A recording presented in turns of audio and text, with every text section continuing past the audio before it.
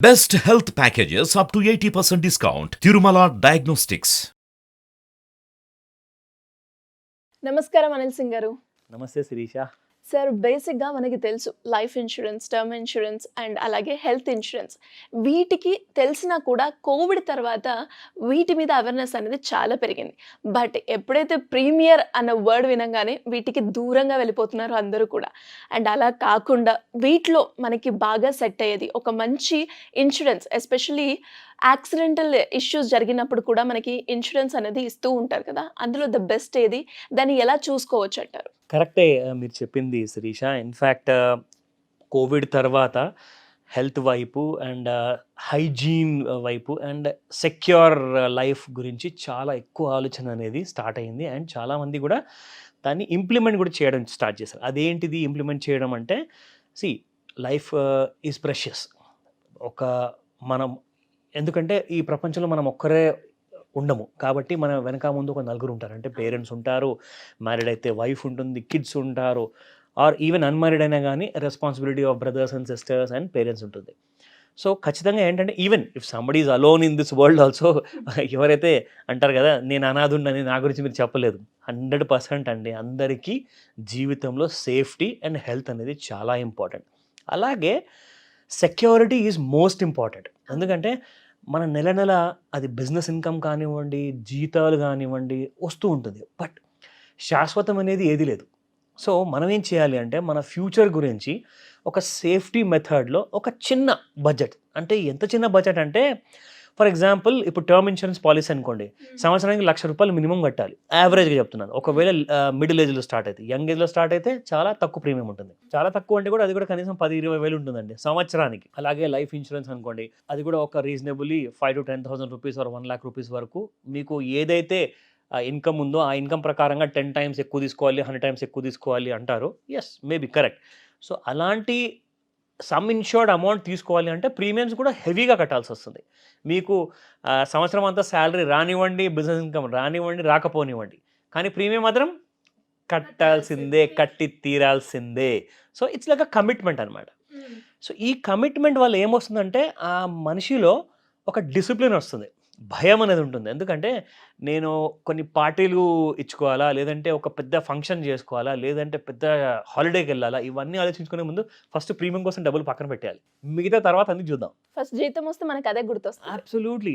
అంటే చాలామంది ఏం చేస్తారంటే, ఇప్పుడు సంవత్సరానికి ఒక 24,000 కట్టేది ఉందనుకోండి ప్రీమియం, నెలకు 2,000 చొప్పున సైడ్లో దాన్ని పడేస్తూ ఉంటారనమాట. అది ఎక్కడ దాన్ని రిస్క్ తీసుకోరు. ఎందుకంటే సంవత్సరం అవ్వంగానే అదేంటి అప్పుడే అయిపోయిందా 1 ఇయర్, మళ్ళీ కట్టాలా అనే భయం పుట్టుకొస్తుంది అక్కడ. సో ఆ యాంగ్జైటీ వల్ల చాలామంది డిప్రెషన్కి గురవుతారు, టెన్షన్లోకి వెళ్ళిపోతారు. అయ్యో నేను నా ఫ్యామిలీని సెక్యూర్ చేసుకోలేకపోతున్నాను కదా అనేసి. కోర్స్ ఇవన్నీ ఉంటాయండి, చాలా common. Now coming to the point, ఇంపార్టెంట్గా ఏంటంటే, బయట మనం ఎప్పుడైతే వెళ్తామో ఆన్ రోడ్, బై వాక్ కానివ్వండి, బై 2 వీలర్ కానివ్వండి, బై 4 వీలర్ కానివ్వండి, పబ్లిక్ ట్రాన్స్పోర్ట్ వాటెవర్, యాక్సిడెంట్స్ అనేది చాలా పెరుగుతూ వచ్చింది. ఎందుకంటే according to the research, Indian traffic police ప్రకారంగా చూసుకుంటే ఎన్ని యాక్సిడెంట్స్ కేసెస్ అంటే అసలు మీరు ఊహించలేనంత. అంటే ఎగ్జాంపుల్ చెప్తానండి, నిజం చెప్తున్నాను, టచ్ వుడ్. నిన్న రాత్రి నేను ఇంటికి వెళ్ళేటప్పుడు లిటిల్ అవే 4-5 వెహికల్స్ బ్యాక్ ఉన్నాను. నా ముందు ఒక అతను స్లైట్గా లారీకి, అంటే లారీ ఆగుంది, అక్కడ లారీ నడవట్లేదు, అక్కడే ఆగుంది, ఒక అతను లారీని టచ్ చేశాడనమాట. టచ్ చేయగానే అతను 2 వీలర్ పై నుంచి పడిపోయాడు. కింద పడంగానే తలకి బలమైన గాయం తగిలినట్టుంది రాత్రికి.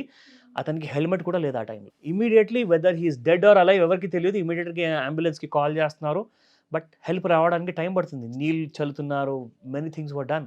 పాపం అతను లేవట్లేదని చెప్పేసి మళ్ళీ పక్కకు తీసుకెళ్ళిపోయారు. So this is uncertainty. And నిజంగా ఇది నిన్న రాత్రి జరిగింది నాకు. I was completely shocked. ఎంత భయం వేసిందంటే, ఒక క్షణం కోసము నేను సెక్యూర్డా కాదా ఒక క్షణానికి నాకు అనిపించింది అక్కడ. అంతే కదా. I got goose bumps literally. నేను అంటున్నాను కదా, అంటే ఒక్క క్షణంలో నేను ఏమనుకున్నానంటే, లైక్ జనరల్లీ ఇలాంటివి ఏం జరగవు కదా అని చెప్పేసి మనం టేక్ ఇట్ ఫర్ గ్రాంటెడ్ అలాంటి యాటిట్యూడ్. ఎప్పుడైతే మనకి ఎక్స్పీరియన్స్ అవుతామో సార్, అప్పుడు మనం నిజంగా నమ్ముతాం. నేనైతే రాత్రికి చాలా షాక్ అయ్యేసి అనుకున్నాను, థ్యాంక్ గాడ్, ఒకవేళ 2 వీలర్ నడిపిస్తే ఖచ్చితంగా హెల్మెట్ ఉండాలి, కార్ నడిపిస్తే మాత్రం సీట్ బెల్ట్ పెట్టుకొని అట్ రీజనబుల్ స్పీడ్ వెళ్ళాలి. ఏం చేసినా కానీ యాక్సిడెంట్ చెప్పకుండానే వస్తాయి. కానీ we have to be prepared for the worst. ఎందుకు చెప్తున్నాను ఈ మాట అంటే, ఇలాంటి కష్టాలు చెప్పి రావండి. సో అది ఏదైనా కానివ్వండి, పోతే పోనీ అని చెప్పేసేసి ఒక రీజనబుల్ అమౌంట్‌ని మనం పక్కన పెట్టేసుకోవాలి ఎవ్రీ మంత్. అయితే ఇక్కడ గుడ్ న్యూస్ ఉంది. మన ప్రేక్షకుల కోసం ఈ ఇన్స్యూరెన్స్ గురించి ఏదైతే నేను చెప్పబోతున్నానో ఇది ఐపీపీబీ అని చెప్పేసి ఒక సంస్థ ఉంది. అది ఏంటంటే ఇండియన్ పోస్టల్ పేమెంట్స్ బ్యాంక్, అంటే మన ఇండియన్ పోస్ట్ ఆఫీస్. వీళ్ళు టాటా గ్రూప్తో కలిసేసేసి టాటా ఏఐజీ ఇన్సూరెన్స్ వాళ్ళతో కలిసేసేసి ఒక డీసెంట్ యాక్సిడెంటల్ ఇన్సూరెన్స్ పాలసీ తీసుకొచ్చారనమాట. సో ఇందులో కొన్ని add on beautiful kind of riders ఉన్నాయి, ఫీచర్స్ ఉన్నాయి, బెనిఫిట్స్ ఉన్నాయి. అది ఇప్పుడు చెప్తాను. నిజంగా అంటున్నాను, మీరు ఈ వీడియో చూడంగానే ఇమ్మీడియట్గా మీరు ఆన్లైన్లో ఒక పాలసీ తీసేసుకుంటారు. ఎందుకు చెప్తున్నానంటే ఈ పాలసీకి ప్రీమియం సంవత్సరానికి ఒక్కసారి మీకు 10 లక్షల వరకు మీకు సమ్ ఇన్షూర్డ్ వస్తుంది. సమ్ ఇన్షూర్డ్ ఏ పరిస్థితుల్లో వస్తుందో అది కూడా నేను చెప్తా. ఓకే. అండ్ దీని ప్రీమియం అంటారా, జస్ట్ 399 రూపీస్ ఓన్లీ. చాలా తక్కువ. అసలు నథింగ్ అండి. ఒక్కసారికి మనము ఒక చిన్న ఖర్చు చేయాలన్నా కానీ కనీసం ఒక 1000 రూపాయలు 500 రూపాయలు నోట్ తీయాల్సి వస్తుంది ఇప్పుడున్న ప్రజెంట్ సిచ్యువేషన్లో. అబ్సల్యూట్లీ. మీరు అదే 500 నోట్ తీసి ఇన్సూరెన్స్ వాడికి ఇస్తే వాడు ఇంకా మీకు 101 రూపీస్ తిరిగిస్తాడు. So 399 is the only premium అనమాట. మీరు ఎందుకంటే మీ ఫ్యామిలీ కానివ్వండి, మీ శ్రేయభిలాషులు కానివ్వండి, మ్యారీడ్ ఆర్ అన్మ్యారీడ్ అవన్నీ పక్కన పెడితే మీరు ఫస్ట్ ఆఫ్ ఆల్ మీ గురించి మీరు సెక్యూర్డ్గా ఫీల్ అవ్వడానికి, ఆ కాన్ఫిడెన్స్తో మీరు డ్రైవ్ చేయాలి, బయట సేఫ్టీగా ఉండాలి అనుకుంటే ఆ మైండ్లో టెన్షన్ ఉండకూడదు. నేను ఒకవేళ ఇన్సూరెన్స్ తీసుకోనప్పుడు నాకు ఏదైనా జరిగితే ఆ డబ్బులు ఎవరు ఖర్చు పెడతారు హాస్పిటల్లో? ఎవరి దగ్గర ఇమ్మీడియట్గా క్రెడిట్ కార్డ్ వస్తుంది? ఎంతోమందిని నేను చూసానండి, నిజంగా చెప్తున్నాను. నేను ఎవరిని బ్లేమ్ చేయదలుచుకోలేదు, బట్ ఫ్యాక్ట్ ఏంటంటే చాలామంది డబ్బులు తీయరు. నా ప్రాణం మీదకి వచ్చేసేసింది, నన్ను రక్షించండి అని చెప్పంగానే ఎవరు కూడా సారీరా నువ్వు ముందే చెప్పాల్సింది, అంటే యాక్సిడెంట్ ముందే చెప్పొస్తుందా? So these are the things. నా coming up to 10 lakh rupees sum insured అమౌంట్కి అసలు ఇది ఏ సినారీలో ఇవ్వబడుతుంది? ఇది 2 పరిస్థితుల్లో ఇవ్వబడుతుందండి. ఒకటి పర్మనెంట్ డిసబిలిటీ, ఆ యాక్సిడెంట్ జరిగిన తర్వాత ఎలాంటి kind of permanent disability through what ever the reason, maybe accident వల్ల వచ్చింది అనుకోండి, అప్పుడు మీకు సమ్ ఇన్షూర్డ్ అమౌంట్ వస్తుంది. రెండోది, I'm sorry to say, but in case of death of the policy holder. And అలాగే సార్ మీరు అన్నారు డిజబిలిటీ అలాగే డెత్ అవుతే మనకి ఇన్సూరెన్స్ వస్తుంది అని. అండ్ అలాగే కొంతమంది కొన్ని సిచ్యువేషన్లో ఏమవుతుందంటే యాక్సిడెంట్ అవుతుంది కానీ డిసబిలిటీ అవ్వరు, బట్ ఆ కండిషన్ మాత్రం చాలా సివియర్గా ఉంటుంది. అలాంటప్పుడు కూడా ఉందా?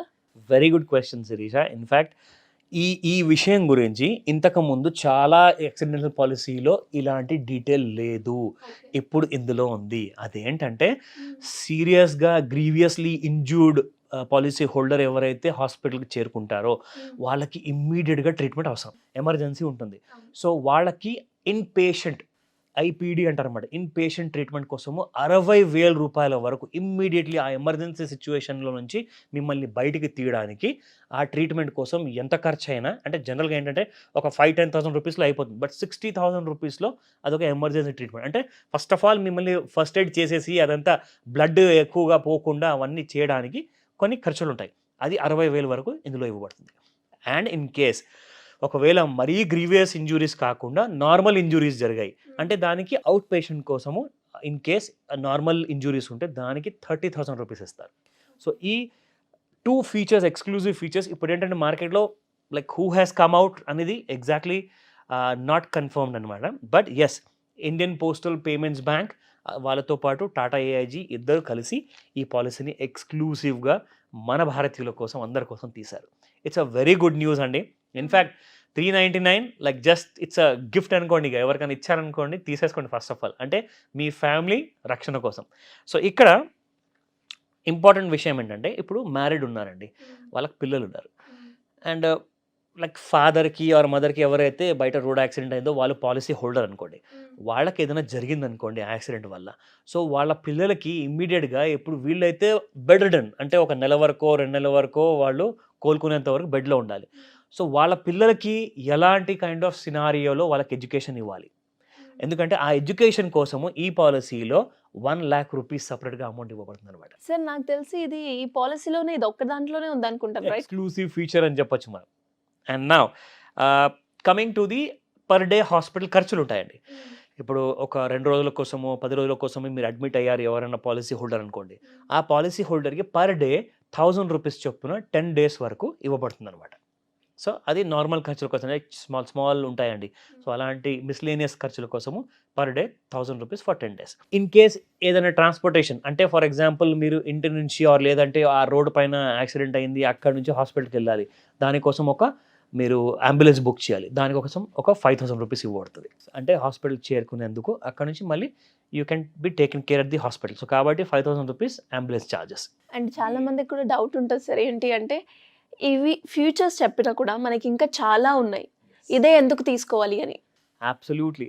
నేనైతే చెప్తానండి, ఫస్ట్ ఆఫ్ ఆల్ ఇక్కడ ఒక్క కంపెనీ కాదు, ఇక్కడ సెంట్రల్ గవర్నమెంట్ ఆఫ్ ఇండియా నుంచి పోస్టల్ డిపార్ట్మెంట్ నుంచి కూడా మీకు ఒక ఇన్సూరెన్స్ ఉంది. ఎందుకంటే చాలా థర్డ్ పార్టీ ఇన్సూరెన్స్ కానివ్వండి, డైరెక్ట్లీ ప్రైవేట్ కంపెనీస్ కానివ్వండి, వాళ్ళందరూ దొంగలని నేను చెప్పట్లా. What I'm trying to say is, ఇక్కడ మీకు ఒక ప్రైవేట్ సంస్థ, టాటా గ్రూప్ సంస్థ, అంటే అందరికంటే మంచి పేరున్న సంస్థ. మిగతా వాళ్ళు కూడా ఉన్నారు, no doubt, but Tata group is like always a favourite అనమాట.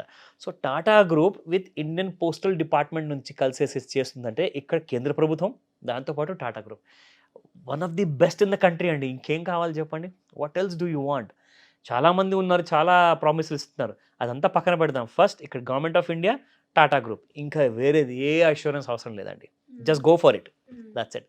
సో ఈ పాలసీ కోసం మీరు ఒకవేళ తీసుకోవాలి అనుకంటే నియరెస్ట్ పోస్ట్ ఆఫీస్కి వెళ్ళిపోండి, అక్కడ మీకు ఈ పాలసీ డీటెయిల్స్ అన్నీ ఇవ్వబడతాయి. You can buy this accidental policy. And documents కూడా ఏమైనా అవసరం అంటారా sir? Of course you need that అండి, తప్పకుండా you need your pan card, Aadhaar card, proof of identity ఉండాలి, అడ్రస్ కోసం కూడా కావాల్సి వస్తాయి డాక్యుమెంట్స్, ఫోటోగ్రాఫ్స్ ఉంటాయండి. So all the details along with your DD అంటారా, చెక్ అంటారా, లేదంటే ఫోన్పే కూడా చేస్తున్నారు ఇప్పుడు ఈ మధ్యలో, అంతా యూపీఐ పేమెంట్స్ అయిపోయాయి కాబట్టి you can pay via that.